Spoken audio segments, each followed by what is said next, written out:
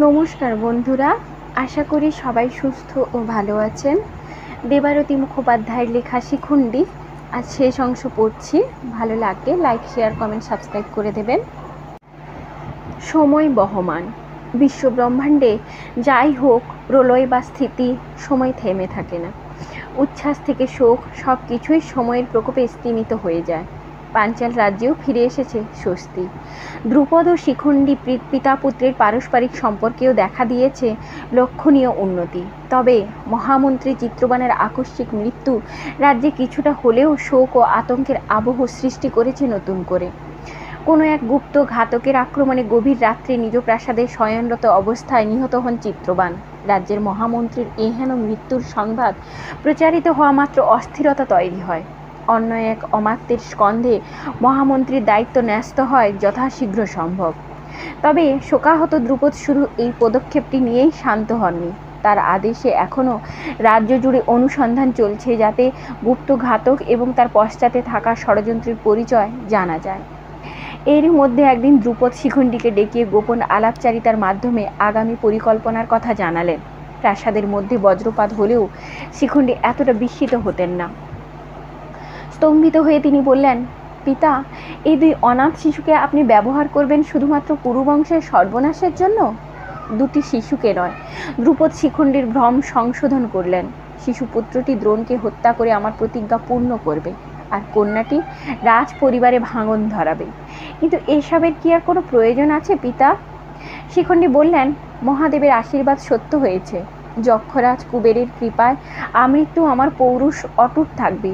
এই রাজ্যের ভাবী অধিপতি হিসেবে আপনার প্রতিজ্ঞা আমি পূরণ করব, এটিই আমার সংকল্প।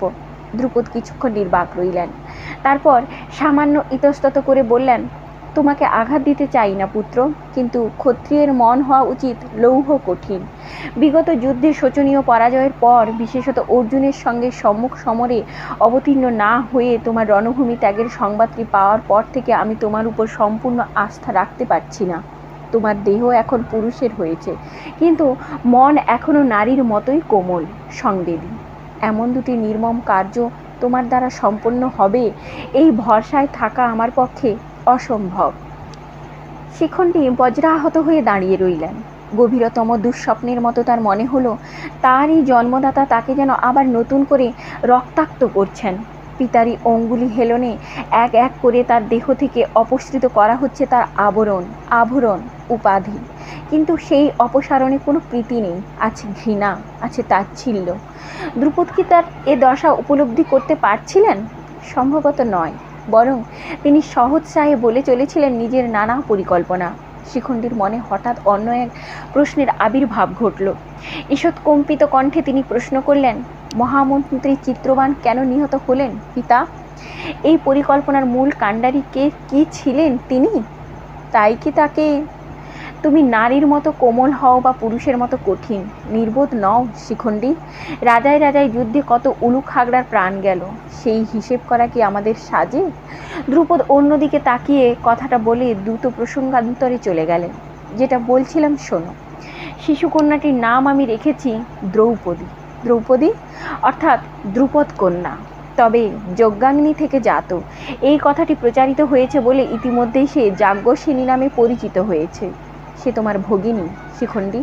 তুমি এখন থেকে তাকে প্রকৃত জ্যেষ্ঠ ভ্রাতার মতো করেই লালন করো। তাকে তুমি সেই কর্মের যোগ্য করে তোলো, যার জন্য এই বংশের একজন হয়ে তার নবজন্ম ঘটেছে। তাকে তুমি অর্জুনের উপযুক্ত করে তোলো। অর্জুন? শুষ্ক কণ্ঠে বলে উঠলেন শিখণ্ডী। সবাই প্রতিযোগিতা হবে ঠিকই। দ্রৌপদীর মুখে তীর্যক হাসি দেখা দিল, কিন্তু অর্জুন ছাড়া অন্য কেউ যাতে দ্রৌপদীর পানি গ্রহণ করতে না পারে, আমি সেই ব্যবস্থাই করব। ফলে দ্রৌপদী অর্জুনের কণ্ঠে বরমাল্য দেবে। কিন্তু অর্জুন, তাকেও তো দ্রৌপদীর প্রতি আকৃষ্ট করে তুলতে হবে। সেজন্য যা যা যোগ্যতা দ্রৌপদীর মধ্যে কাঙ্ক্ষিত, সেগুলি যাতে তা আয়ত্ত ও অধীত হয়, তা তুমি নিশ্চিত করবে পুত্র। রাজ পরিবারে বধূরূপে প্রবেশ করে দ্রৌপদী নিজের অজ্ঞাতেই কৌরব ও পাণ্ডবদের মধ্যে বিভেদকে চূড়ান্ত এবং রক্তক্ষয়ী রূপ দেবে। এটিই এখন থেকে হবে আমার এবং তোমার লক্ষ্য। বিস্ফোরিত চোখে দ্রৌপদীর দিকে তাকিয়ে রইলেন শিখণ্ডী। ধ্রুপদ সুদক্ষ যোদ্ধা এবং সুশাসক, একথা তিনি জানতেন, কিন্তু তিনি যে এমন একজন দূরদর্শী কূটনীতিজ্ঞ তা তিনি ভাবেননি। সর্বোপরি এই অক্ষ ক্রীড়ায় দ্রৌপদীর মতোই নিক্ষিপ্ত হতে চলেছেন আরও একজন তৃতীয় পাণ্ডব, অদ্বিতীয় ধনুর্ধর অর্জুন, যার প্রত্যাখ্যানের দহন জ্বালা শিখণ্ডীকে দগ্ধ করেছে এতদিন। তিনিই কিনা হবেন তার ভগিনীপতি। শিখণ্ডীর মনে হলো প্রবল জ্বরে তিনি কাঁপছেন, তার চেতনা যেন লুপ্ত হয়ে আসছে। পরবর্তী বেশ কিছুটা সময় কিভাবে কেটেছে তা তিনি জানেন না। প্রতিশোধ স্পৃহায় তাড়িত ক্রোধান্ত দ্রুপদ আরও বহু গুপ্ত পরিকল্পনা মেলে ধরেছেন তার সম্মুখে। কখন সেই গোপন অধিবেশন সমাপ্ত হয়েছে, কখন তিনি রাজদরবার থেকে বেরিয়ে এসেছেন, কখন অশ্বপৃষ্ঠে প্রাসাদ ত্যাগ করে অজানার অভিমুখে ধাবিত হয়েছেন, এর কিছুই তার শিখণ্ডী জানা নেই। প্রায়ান্ধকার পথে সহসা সম্বিত ফিরে পেলেন শিখণ্ডী। তিনি দেখলেন বিশ্বস্ত অশ্বটি কোনো কারণে আর এগোতে চাইছে না। দিনমণি বিদায় নিয়েছেন, তবু এক বিষণ্ণ আলোকে আবৃত হয়ে আছে চরাচর। তারই মাঝে এবার শিখণ্ডীর দৃষ্টিতে ধরা দিল বেশ কিছু দূরে দণ্ডায়মান এক প্রকাণ্ড অট্টালিকা। সেটি আলোকিত এবং রক্ষী বেষ্টিত। পথ ছেড়ে সেদিকে অশ্বকে চালিত করলেন শিখণ্ডী। কিছুটা এগিয়ে যার পরনায় বিস্মিত হলেন তিনি। এ তো কোনো শ্রেষ্ঠী, এমনকি অমাত্যের বাসগৃহ নয়, এ তো রাজপ্রাসাদ বলে মনে হচ্ছে। কম্পিল্যতে এমন কোনো প্রাসাদের অস্তিত্ব আছে নাকি? তাছাড়া এ কি আদৌ কম্পিল্য? দূরে দেখা যাচ্ছে অনুচ্চ পাহাড়, সেই পাহাড়ের কোলে জমাট বেঁধে রয়েছে কুয়াশা। এই কোথায় এসেছেন তিনি? ঘোড়া থেকে নেমে এক পথচারীকে জিজ্ঞাসা করলেন শিখণ্ডী, সামনের ওই প্রাসাদটির গৃহস্বামীকে বলতে পারেন? মহাশয় কি এই অঞ্চলে নতুন নাকি? পথচারী সবিস্ময়ে বলে উঠলেন, ওটি তো আমাদের রাজা শিখিধ্বজের প্রাসাদ। রাজা শিখিধ্বজ? তিনিই তো পাঞ্চাল অধীনস্থ সেই ক্ষুদ্র সামন্ত রাজা। অরণ্যে যার সাক্ষাৎ পেয়েছিলেন শিখণ্ডী। চকিতে শিখণ্ডীর মনে পড়ে যায় কুম্ভক তথা শিখিধ্বজের স্ত্রী চূড়ালার কথা। বিমূঢ় শিখণ্ডী নিজের অশ্বের দিকে তাকিয়ে ভাবতে চাইলেন, তার কোনো নির্দেশে সে তাকে এখানে নিয়ে এসেছে, নাকি এ কোনো দৈব নির্দেশ? চূড়ালার মুখ নীরব হাস্যে উদ্ভাসিত হয়েছিল। শিখণ্ডী অভিভূত হয়ে তাকিয়েছিলেন শিখিধ্বজ পত্নীর দিকে। তার প্রত্যয় হচ্ছিল না এই নারী নিজের স্বামীর চৈতন্য লাভের জন্য অরণ্যে বাস করেছেন রাতের পর রাত, অনায়াসে পরিণত হয়েছেন পুরুষে। সর্বোপরি সেই নারীর রূপ ও রাশির মধ্যে শিখণ্ডী খুঁজছিলেন নিজের মিত্র কুম্ভককে। তার চোখে চূড়ালার রূপ প্রতীয়মান হচ্ছিল না, প্রবল হয়ে ধরা দিচ্ছিল বন্ধুত্বপূর্ণ সেই বুদ্ধিদীপ্ত চোখ দুটি। নিজের প্রদেশে পাঞ্চাল রাজকুমারের আগমন সংবাদ পাওয়া মাত্র রাজপ্রাসাদে সাড়া পড়ে গিয়েছিল। শিখিধ্বজ শশব্যস্ত হয়ে উঠেছিলেন। সাদর আপ্যায়নের অন্তে শিখিন্দ্রকে নিয়ে আসা হয়েছিল প্রাসাদের অন্তঃপুরে। আমাকে মার্জনা করবেন কুমার, বিনীত ভঙ্গিতে বলেছিলেন শিখিধ্বজ। অরণ্যে আপনাকে দেখে একবারেই চিনতে পারিনি।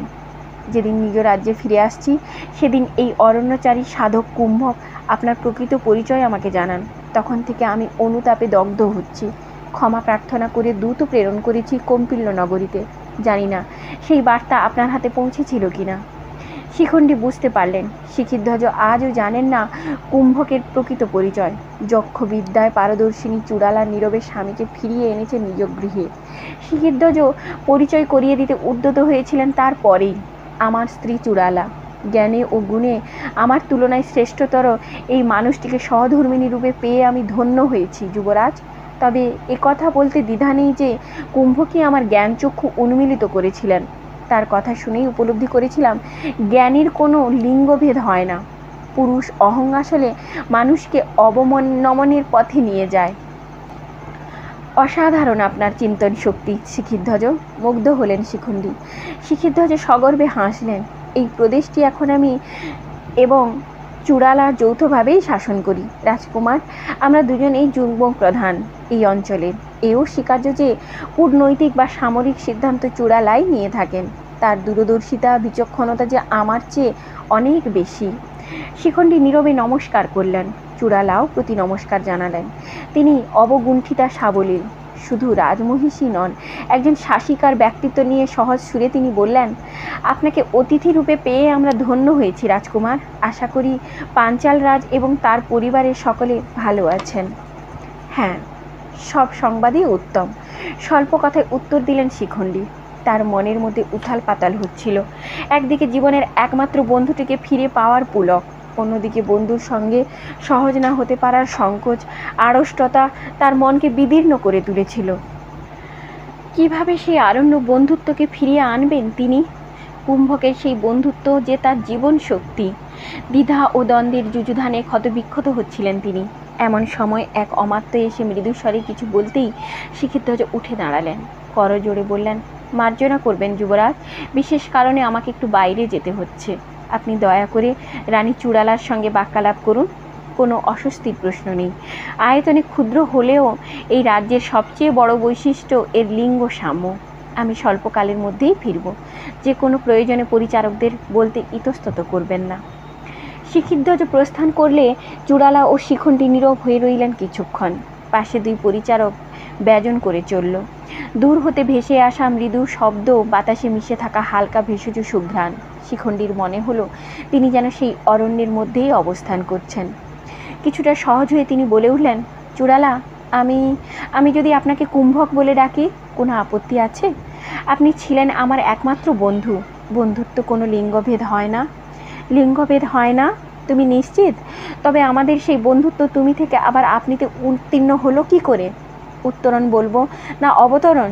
চূড়ালা সকৌতুকে বললেন। শিখণ্ডী আবেগমথিত কণ্ঠে বললেন, কুম্ভক, যখন আমাদের প্রথম পরিচয় হয়েছিল তুমি ছিলে পুরুষ আর আমি পুরুষ বেশি নারী। আর আজ আমাদের লিঙ্গসত্তা আজ সম্পূর্ণ বিপরীত। তবু তুমি আমার সবচেয়ে কাছের বন্ধু। সে যতই আমি পুরুষ তুমি নারী হও না কেন? চূড়ালা স্মিত হাসলেন। আমি তো বলেইছিলাম আমার কাছে লিঙ্গ সত্তা অত্যন্ত গৌণ। পুরুষ এবং নারী দুজনকেই ঈশ্বর সৃষ্টি করেছেন সমমর্যাদায়।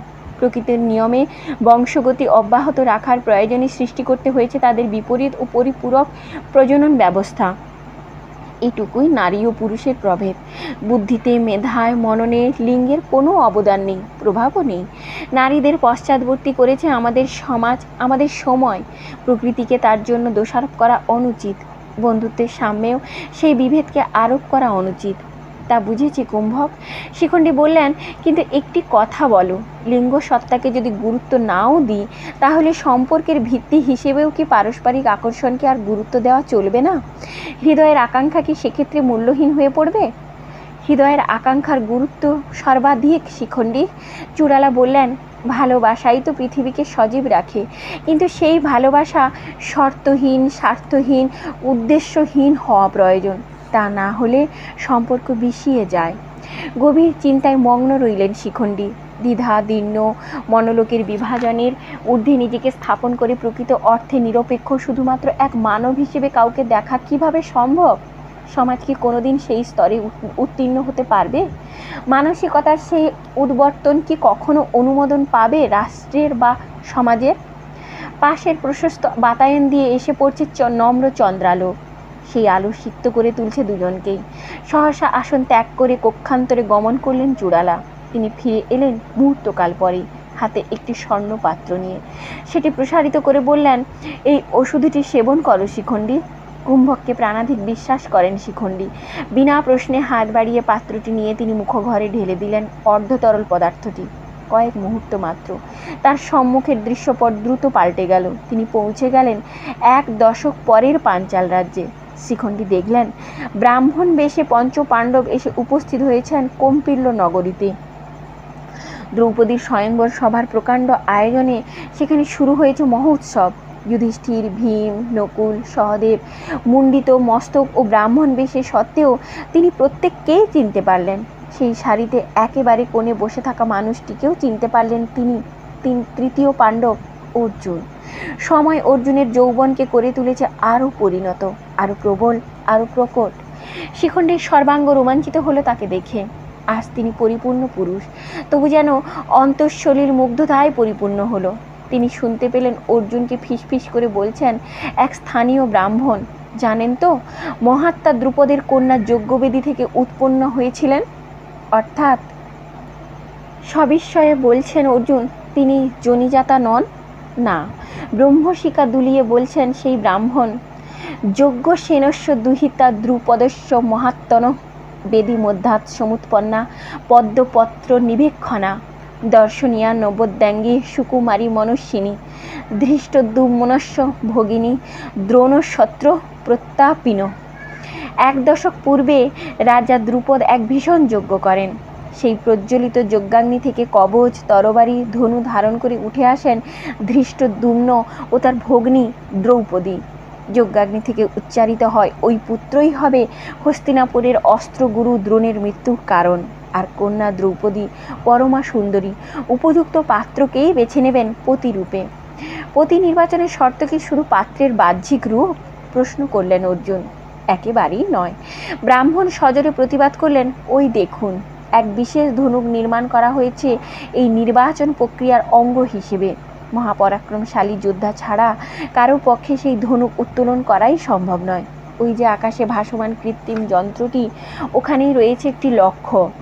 যিনি ওই ধনুতে গুণ রোপণ করে 5টি বাণের সাহায্যে ওই ঘূর্ণায়মান যন্ত্রের বাধা অতিক্রম করে লক্ষ্যভেদ করতে পারবেন, তিনি কন্যাকে লাভ করবেন স্ত্রী রূপে।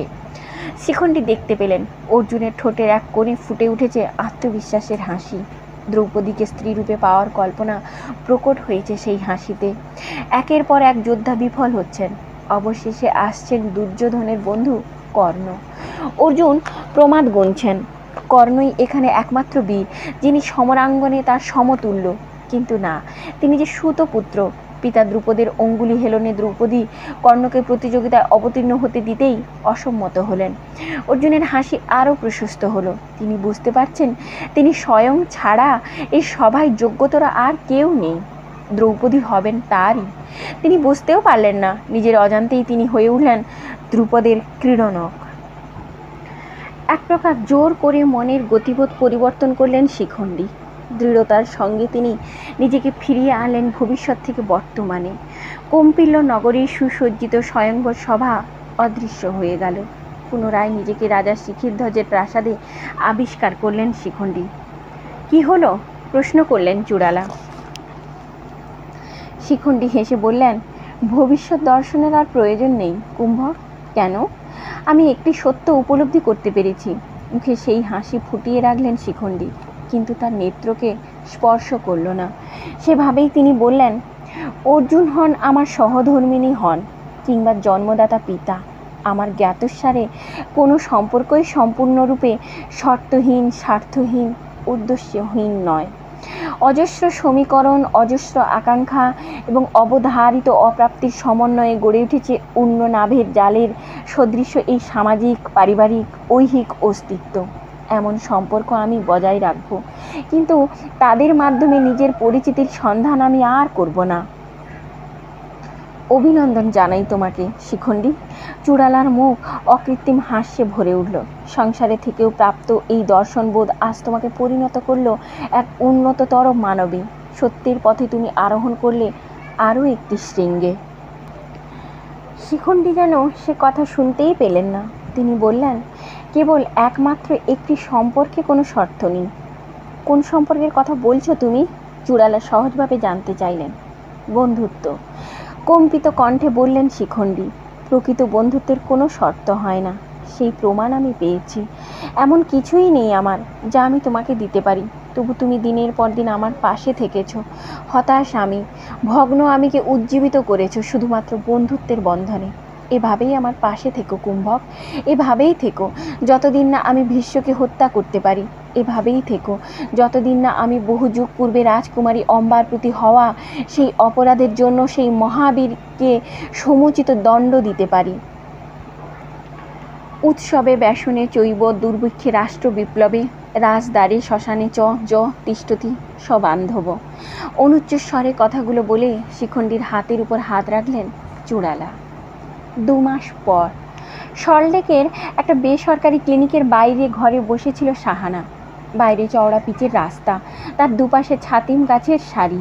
রোদ ঝলমলে আকাশের নিচেই এই শহরটাকে, এই পৃথিবীটাকে আগের চেয়ে অনেক শান্ত, অনেক স্নিগ্ধ মনে হচ্ছিল সাহানার। হঠাৎ ফোনটা সরব হলো। কে কল করেছেন তা দেখে নিয়ে সাহানা বলল, হ্যাঁ বলুন। আদালতের রায় বেরিয়েছে। রমেন্দ্রর গলা ভেসে এলো, অ্যাটেম্প টু মার্ডারের চার্জ প্রমাণিত হয়েছে। মানে IPC 307। 10 বছরের জন্য সরকারের অতিথি হলো সন্টু রায়। মিতালির ফোন সুইচড অফ বলছিল, তাই আপনাকে কল করতে হলো। মিতু ডাক্তারের চেম্বারে, বেরোলে বলবো যেন আপনাকে ফোন করে। কিছুক্ষণ চুপ করে থেকে সাহানা বলল, আপনাকে যে কি বলে ধন্যবাদ জানাবো। আমি আর আলাদা করে কি করলাম? খুব সহজভাবে বললেন রমেন্দ্র। আদালত সব তথ্য প্রমাণ পেয়েছে, হাতের ছাপ, ফুটেজ, আপনার সাক্ষ্য, এগুলো তো ছিলই। সন্টুর সঙ্গে যে কিট ব্যাগটা থাকে সেখানে মিতুর রক্ত লেগে থাকা ছুরিটা পাওয়ার পরেই আর শান্টুর কোনো কথা ধোপে টেকেনি। তাতে আবার শান্টুর হাতের ছাপও পাওয়া গেছিল। মোটিভও পরিষ্কার। মিতু সন্টুর জাল ব্যবসা ফাঁস করে দেওয়ার ভয় দেখাচ্ছিল। ওর পলিটিক্যাল দাদারা হাওয়া গরম বুঝে সরে যেতেই আর কোনো ঝামেলা হয়নি। শাহানা নিচের ঠোঁটটা কামড়ে ধরল, বলল, সেদিন আপনাকে যা বলেছিলাম সেগুলো আদালতের সামনে এলো না বলেই আলাদাভাবে ধন্যবাদ দিচ্ছি। ওগুলো আমি সে ভুলে গেছি। রমেন্দ্র হেসে ফেললেন। আপনিও ভুলে যান। কত কিছুই তো আমরা দেখি শুনি, সব কি মনে রাখতে পারি? মনে রাখা উচিত নয় বোধ হয়। রাখলাম, ভালো থাকবেন। ফোনটা রেখে শাহানা স্থির হয়ে বসে রইল কিছুক্ষণ। ওর চোখ দুটো ছলছল করছে, গলার কাছটা দলা পাকাচ্ছে কি যেন। 16 বছর আগের সেই কথাগুলো ও না হয় এবার ভুলে যাবে। যে চিত্রনাট্য ওরা দুজনে মিলে সুনিপুণভাবে সাজিয়েছিল সেগুলোও না হয় ভুলে যাবে। কিন্তু মিতু কি পারবে ভুলতে? আবারও শাহানার চোখের সামনে ভেসে উঠছে সেই দৃশ্যপট। মন চলে যাচ্ছে বছর 16 আগের এক কালো অতীতে। এখানেও সেই মজার ব্যাপার, যে দৃশ্যের ছবি নিখুঁতভাবে ভেসে উঠছে ওর চোখের সামনে, কোনো কালেও সেই দৃশ্যের সাক্ষী ছিল না ও। কিন্তু মিতুর কাছে শুনতে শুনতে এমন হয়ে গিয়েছে যেন এখন মনে হয় মিতু নয়, শাহানাই ছিল সেদিন জগদানন্দ মহারাজের ঘরে। মাধ্যমিকের রেজাল্ট বেরোনোর দিন। 15 বছরের মিতু মাসি নিয়ে আশ্রমে ঢুকছে। এর আগে আশ্রমের কোনো ছাত্র এত ভালো রেজাল্ট করেনি। সুমিত মাইতি নাম উজ্জ্বল করেছে আশ্রমের।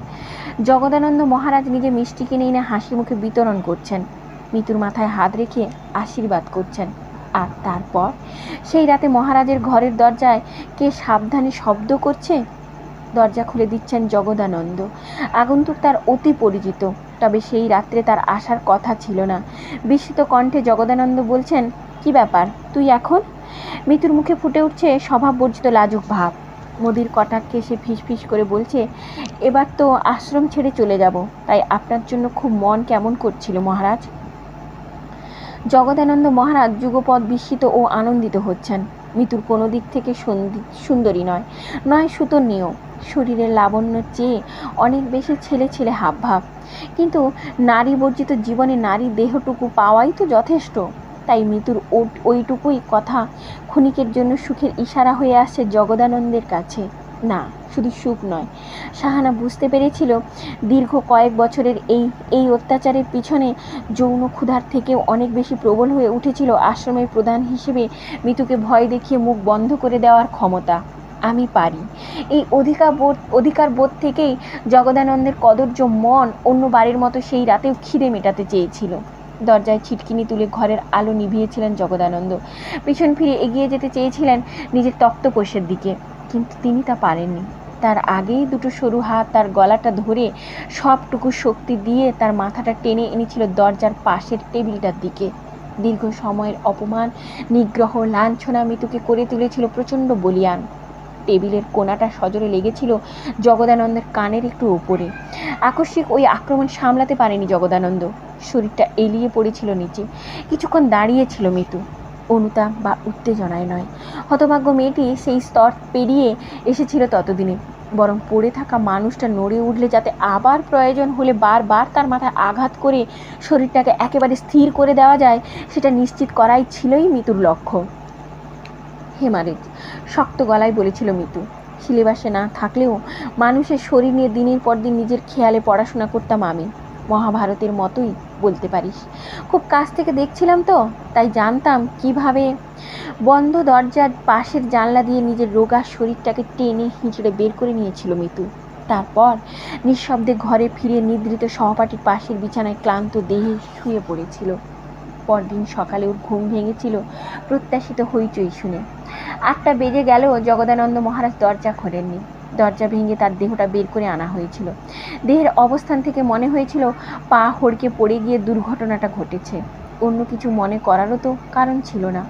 পুলিশ চাইছিল ফরেনসিকের সাহায্য নিয়ে তদন্ত করতে, কিন্তু ফিঙ্গারপ্রিন্ট নিয়ে এগোনোর আগেই আশ্রমের প্রধান দপ্তর সজনেখালি থেকে চেপে দেওয়া হয়েছিল গোটা ব্যাপারটা। এনজিওর মতো লাভজনক ব্যবসা আর আছে নাকি? ট্রাস্টের তখন 3খানা ব্রাঞ্চ আর একটা শাখা খুলবে করছে। তার মধ্যে অস্বাভাবিক মৃত্যুর মতো কেচ্ছা কেলেঙ্কারিতে নাম জড়িয়ে গেলে বাইরে থেকে ফান্ড আসার যে দফারফা হয়ে যাবে। ট্রাস্টের আসল মাথাদের অধিকার নেতাদের সঙ্গে ওঠা বসা রাখতেই হয়। তারাই ফাইলটাকে চিরকালের মতো দেরাজে ঢুকিয়ে দিয়েছিলেন। কিন্তু তার ঠিক 4 দিন পর এক সন্ধ্যাবেলা আশ্রমে এসেছিল প্রাক্তন ছাত্র সন্টু রায়। মিতুকে আড়ালে নিয়ে গিয়ে সে বলেছিল, সেই রাতে সুমিত মাইতি যে ওই ঘরে ঢুকেছিল, তারপর জানলা দিয়ে বেরিয়ে এসেছিল, তা কিন্তু সে বাইরের করিডোর থেকে দেখেছে। সে কি তাহলে পুলিশকে সব জানাবে? মহারাজকে কেন খুন করলো সুমিত? সন্টুকে খুলে বলতেই হবে। অতঃপর সেই যুগ যুগ ধরে চলে আসা ব্ল্যাকমেলের খেলা অমুক নিয়তির মতো বাকিটা ঘটছিল। দুর্দান্ত রেজাল্ট করা সুমিত মাইতির বদলে ব্রিলিয়ান্ট একাডেমি থেকে জাল সার্টিফিকেট হাতে নিয়ে আত্মপ্রকাশ করেছিল মিতালি দাস। অচিরে বোঝা গেছিল সন্টুর প্রকৃত উদ্দেশ্য। সার্টিফিকেটের হিসেবে 18 হতেই মিতু কাজ শুরু করলো। সেই মুহূর্তে থেকেই শুরু হলো সন্টুর ব্ল্যাকমেল। কিন্তু তারপর কিরে? মিতুর ধাক্কায় সম্বিত ফিরে পেল শাহানা। কি ভাবছিস এত গভীরভাবে? চল, আমার হয়ে গেছে। শাহানা উঠে দাঁড়িয়ে বলল, কি বললেন ডাক্তার? সামনের সপ্তাহ থেকে হরমোন থেরাপি শুরু করবেন। ঝলমলে মুখে তাকালো মিতু। তার 6 সপ্তাহ বাদে প্রথম সার্জারি। শাহানা বেশ কিছুক্ষণ তাকিয়ে রইল মিতুর দিকে, তারপর বলল, বাহ, এতে তোর শরীরে কোনো ক্ষতি হবে না তো? তা একটু হবে, কিন্তু সেটা মনের কষ্টের চেয়ে বড় নয়। ক্লিনিক থেকে বেরিয়ে দুজনে চুপচাপ রাস্তা ধরে হাঁটছিল। মিতুর চৌমুখ দিয়ে ঠিকরে বেরোচ্ছিল আনন্দ। সেভাবেই ও বলে উঠল, আজ হোস্টেলে মাংস নিয়ে যাব, কেমন? শাহানা অন্য মনস্কভাবে বলে। কি বিরক্ত কণ্ঠে মিতু বলল, কি ভাবছিস বলতো তুই তখন থেকে? শাহানা সচকিত হয়ে বলল, উন্না আর সীমিত অনেক রাত করে ফিরবে। উন্নার আগের স্কুলে চাকরি করে না। মণিময় হাজরা সত্যিই নিজের ইমেজের ভয়ে কথা বাড়ায়নি। রেকমেন্ডেশন এবং এক্সপিরিয়েন্স সার্টিফিকেট থাকায় অন্য একটা স্কুলে কাজ পেয়েছে উন্না। পলি আর সিমেও আর ম্যাসেজ পার্লারে কাজ করে না, বরং গড়িয়ার দিকে একটা স্বনির্ভর গোষ্ঠীতে সেলাইয়ের কাজ করে দুজনে। 3 জনেরই বাড়ি ফিরতে রাত হয়। কিন্তু সেই সময় ওদের মুখের দিকে তাকিয়ে শাহানা বোঝে, ঘাম তেলের মতো করে ক্লান্তির পাশাপাশি আত্মবিশ্বাসের একটা দীপ্তি লেগে রয়েছে ওদের মুখে। হ্যাঁ, এভাবেও বাঁচা যায়। মিতু বলল, সে ফিরুক, আমি জমিয়ে রান্না করব। আম তেল দিয়ে চিকেনের একটা ডিশ বানাবো। ইন্টারনেট দেখে শিখেছি, দারুণ হবে, বল? সন্টুকে খুনের চার্জে ফাঁসিয়ে না দিলে তুই ওর হাত থেকে অব্যাহতি পেতিস না। শাহানা নিচু গলায় বলল, তাই নিজেই নিজের হাতটা ওইভাবে কেটেছিলি, তাই না? মিতু অনেকক্ষণ চুপ করে রইল। তারপর ট্রাউজারের পকেটে হাত ঢুকিয়ে বলল, আর কোনো উপায় ছিল না যে, তাছাড়া তুই পাশে না থাকলে তো ওই ব্ল্যাকমেলের চক্কর থেকে মুক্তিই পেতামই না। শাহানা, নার্সিংহোমে ফোন করে জাল মার্কশিটের কথা তুই জানিয়েছিলি। আমার কথা মতো সন্টু বরং ওই বুথ থেকে ফোন করে বলতে গেছিল যে সব রেকর্ড ঠিক আছে। ফুটেজ ছিল সেটারই। শাহানা চুপ করে রইল। হ্যাঁ, প্রথম থেকে এই নাটকের একটা গুরুত্বপূর্ণ চরিত্র ও নিজে। সুপরিকল্পিত চিত্রনাট্যের মতোই সাজানো সংলাপ বলেছে, অভিনয় করেছে। অভিনয় করতে করতে কখনো ও নিজেই ভুলে গেছে যে ও অভিনয় করছে। ভুলেই গেছে যে মিতু ইচ্ছে করে এই নাটক সাজিয়েছে সন্টুকে শেষ করার জন্য। ফেস প্যাক মেখে দরজা খুলে নিজের ঘরে বসে থাকা থেকে শুরু করে বন্ধ দরজায় ধাক্কা দেওয়া সবই ছিল সাজানো নাটক, অন্যদের কাছে সত্যি ঘটনা প্রমাণের তাগিদে। কিন্তু সেদিন শাহানা দাঁড়িয়ে পড়ল। মিতুর চোখে চোখ রেখে বলল, ঠিক কি হয়েছিল সেদিন তা তো আজও বলিসনি। আমি তো খুব টেনশনে ছিলাম যে ওই না কোনো রকমভাবে তোকে ফাঁসিয়ে দেয়। টাকা দেওয়ার নাম করে ওকে সেদিন ডেকেছিলাম আমি। কিছুক্ষণ দাঁড়িয়ে আবার হাঁটতে শুরু করলো মিতু। সন্টু কিছু ভাবেনি, সবার সামনে দিয়েই এসেছিল। ওর ব্যাগের ছুরি দিয়ে একটা সুতো কাটিয়েছিলাম যাতে ওর হাতের ছাপ পড়ে তাতে। তারপর সত্যিই রাগিয়ে দিয়েছিলাম জাল সার্টিফিকেট ব্যবসার কথা সবাইকে বলে দেবো এ কথা বলে। তবে মারামারি হয়নি, বরং বুঝিয়েছিলাম গণপতি কাকা এসে ওকে দেখলে কেলেঙ্কারি করবে। তখনই বলেছিলাম যেন পেছনের সিঁড়ি দিয়ে বেরোয়, যাতে সামনের দিকের ঘরের কেউ ওকে না দেখে। ও নেমে যাওয়ার একটু আগেই অন্ধকারে মিশে ওই ছুরি দিয়ে হাতটা কেটেছিলাম। তারপর সেই ছুরিটা আবার ঢুকিয়ে দিয়েছিলাম কিট ব্যাগে। কিন্তু পুলিশের কাছে তুই ওকে চিনিয়ে না দিলে তো সবটাই বৃথা হতো। টাকা নিতে যখন এসেছিল তখন 3 লাখ টাকা সঙ্গে করে এনেছিল কেন? মিতু নিচু গলায় বলল, ব্রিলিয়ান্ট একাডেমিক জাল ব্যবসায় যে আমিও একসময় কাজ করেছি। কি করব, নার্সিং পড়ার সময় পেট তো চালাতে হতো, তাই সুন্দরবনের গ্রামগুলো থেকে মুরগি জোগাড় করতাম। লোকে টাকা দিয়ে জাল সার্টিফিকেট কিনতো। আমি সেদিন বলেছিলাম, অতদিন লেবার দিয়েছি, তার একটা কস্টিং নেই, থোক টাকাটা মেটাও, আমি মাসে মাসে যেমন খোরাক জোগাবো। বেসিক্যালি সন্টুর মাথাটা তো মোটা, তাই টোপটা গিলেছিল। একটা দীর্ঘশ্বাস ফেলল শাহানা। ওর কি মিতুর উপর রাগ হওয়া উচিত? হয়তো। মিতু খুনি, মিতু প্রতারক, মিথ্যুক, মিতুর প্রতি বিতৃষ্ণা আসাই উচিত, কিন্তু সেসব তো আদৌ হচ্ছে না ওর। বরং বিপদে বন্ধুর পাশে থাকা আর যথাসাধ্য সাহায্য করা ছাড়া অন্য কোনো ইচ্ছেই জাগছে না ওর মনে। কত রাঘব বোয়াল কত জঘন্য অপরাধ করে টাকার জোরে বহাল তবিয়তে ঘুরে বেড়ায়। সেখানে ছোট থেকে পদে পদে অপমানিত হওয়া, পিছিয়ে থাকা মিতুকে যে পাপগুলো করতে হয়েছে, সেগুলো পরিস্থিতির চাপে পড়ে সমাজ ওকে অপরাধী বানিয়েছিল। সমাজই ওদের স্বাভাবিকভাবে বাঁচতে দেয় না। নিচু গলায় ও বলল, সন্টু তোর নামে ওই কথাগুলো বললেও সেটা যে ধোপে টিকবে না, এ ব্যাপারে তুই কিভাবে নিশ্চিত হলি? সন্টু ছাড়া একমাত্র যে মানুষ এ বিষয়ে মুখ খুলতে পারত, সে হলো অজিত নিয়োগী। মিতু শান্তভাবে বলল, ওই সময়ে উনি স্কুলের সেক্রেটারি ছিলেন, কিন্তু 3 মাস আগে উনি মারা গেছেন। ওর মৃত্যুর খবরটা পাওয়ার পরেই আমি এই জাল থেকে বেরোনোর কথা ভাবতে শুরু করি। বাকিটা তো তুই জানিসই। হ্যাঁ, শাহানা জানে, তবে অনেক কিছু তো জানা, এমনকি কল্পনার বাইরেও হয়। যেমন হয়েছিল যখন একেবারে অপ্রত্যাশিতভাবে রেইনবো ফাউন্ডেশন নামে একটি সোসাইটি এগিয়ে এসে মিতুর পাশে দাঁড়িয়েছিল। LGBTQ অর্থাৎ সমকামী, উভলিঙ্গ ও রূপান্তরকামী মানুষের জন্য কাজ করে এই প্রতিষ্ঠান। মিতুকে প্রয়োজনীয় আইনগত পরামর্শ দেওয়া, সাহায্য করা, তার লিঙ্গান্তরের জন্য চিকিৎসা ও সার্জারি, বাকি অর্থের জোগাড় করা, এমনকি ব্যক্তিগত কর্মসংস্থানের ব্যবস্থাও তারাই করেছে। এমনটা যে হতে পারে, এ কথা কে ভেবেছিল? কে ওই ফাউন্ডেশনের কাছে মিতুর কথাটা জানালো? আজকের যুগে এমন একটা নিঃস্বার্থ উপকার কেই বা করবে? অবশ্য একজন মানুষ আছেন, কিন্তু তিনি। একটা অপ্রত্যাশিত উষ্ণতা শাহানার মুখে ছড়িয়ে গেল। পরের বার চাটা আর একটু যত্ন নিয়ে করতে হবে। অন্য একটা কথা ওর মনে পড়ে গেল। একটা ট্যাক্সি সজোরে পাশ দিয়ে চলে যাওয়ার সময় অনেকটা জল ছিটিয়ে দিল। শাহানা চমকে উঠে মিতুর হাত ধরে সরে এলো ফুটপাতে। তোর লেখা মহাভারতের খাতাটা আমার কাছে রয়েছে, ওটা ছাপানোর ব্যবস্থা করবি না? ওটা যে তোর কাছে যত্নে থাকবে সেই বিশ্বাস আছে আমার। মিতু বলল, ছাপাতে তো হবেই, দাপর যুগ হোক বা কলি। যে যন্ত্রণা আমরা যুগ যুগ ধরে পেয়ে আসছি, তা সাধারণ মানুষ একটু জানুক। আগে এদিকটা ঠিকঠাক মিটে যাক, তারপর বইটা বের করব। বইটা তো শুধুই মহাভারত নয়, আমার কল্পনার জলরঙে মিশিয়েছি অনেক চরিত্রকে, যা হয়তো মহাকাব্যে নেই। রাজা শিখিধ্বজ পাঞ্চালের সামন্ত রাজা ছিলেন না, ছিলেন মালব্য প্রদেশের অধিপতি। আর শিখিধ্বজ, চূড়ালা, কুম্ভকের একখান মহাভারতে ছিল না, ছিল যোগ ও বশিষ্ঠ গ্রন্থে। সত্যিকারের শিখণ্ডী তো চূড়ালার বন্ধুত্ব পাননি, কিন্তু আমি পেয়েছি, তাই নিজের মতো করে গড়েছি তাকে। এ এক অন্য মহাভারত। শাহানা বলল, রমেন্দ্রবাবু পড়তে চাইছিলেন, দেব? শাহানার গালের ঈষৎ গোলাপি আভা চোখ এড়ালো না মিতুর। মুখ টিপে হাসলো ও, নিশ্চয়ই, কিন্তু তুই আমাকে একটা কথা বল দেখি। শাহানার জিজ্ঞাসু দৃষ্টির উত্তরে মিতু ঢোক গিলল। চশমার আড়ালে থাকা বড় চোখ দুটো শাহানার মুখে রেখে মিতু জিজ্ঞেস করলো, এটা শুধু জেন্ডার রিঅ্যাসাইনমেন্ট সার্জারি একটা লম্বা প্রসেস, যেমন খরচ তেমনই যন্ত্রণা। খরচ না হয় জোগাড় হয়েছে, শরীরের কষ্টও সয়ে নেব, কিন্তু মনের কালবৈশাখী, এত কিছুর পরেও তুই আমার পাশে থাকবি তো? চূড়ালাকে তো শিখণ্ডীর পাশে থাকতেই হবে। মিতুর হাতটা শক্ত করে চেপে ধরল শাহানা, তারপর হাঁটতে থাকলো। পাশ দিয়ে যাওয়া দুজন পুরুষ আর চোখে ওদের দেখলেন। শাহানার কাঁধটা আলগা হয়ে গেল। শাহানা ভিজে স্বরে বলল, তুই মিতালি হ কিংবা সুমিত, আমার কিচ্ছু যায় আসে না মিতু, আমার কাছে তুই আমার বন্ধু। তুই তো লিখেছিলি, বন্ধুত্ব হওয়া উচিত স্বার্থহীন, উদ্দেশ্যহীন, শর্তহীন। বন্ধুর কোনো জেন্ডার হয় না। আমি সারা জীবন তোর পাশে থাকবো। শাহানা মিতুর হাত ধরে হাঁটছিল। দেখুক সবাই, ওর কিছু যায় আসে না। প্রকৃত বন্ধুত্বের কোনো শর্ত হয় না, সমীকরণ হয় না। ওর আর মিতুর মধ্যে এই মৈত্রীই থাকুক, যতদিন না ওদের পথ চলা শেষ হয়। শাহানা বলে, অপারেশনের পর কি নাম নিবি? সুমিত মাইতি? না। মিতু একটা সিগারেট ধরায়।